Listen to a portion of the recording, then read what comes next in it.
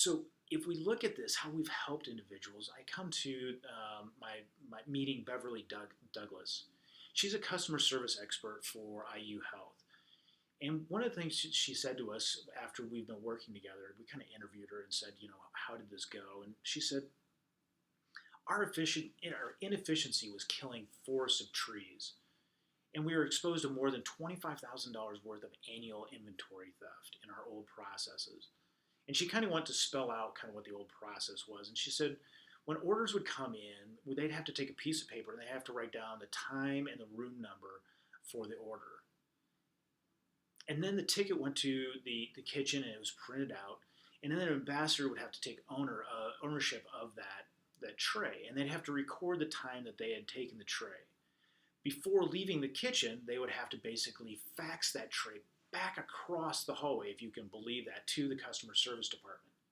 Then the ambassador would have to write down the time of the tray actually got to the room and they gave it to the patient. And then later on, the ambassador would have to calculate, had this been enough time for the patient to actually eat their meal and then for me to go back and retrieve the tray from the room.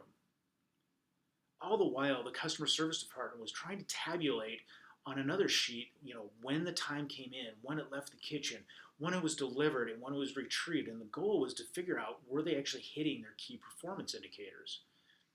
Some of those were, they wanted the tray to leave the kitchen in 20 minutes. They wanted it delivered to the patient within 30 minutes, and then they wanted it retrieved 40 minutes after that. So you can imagine, with all this paper being pushed back and forth and trying to calculate the times, how much of a burden this was. And on top of this, what they were realizing is that their old process was opening them up for inventory theft.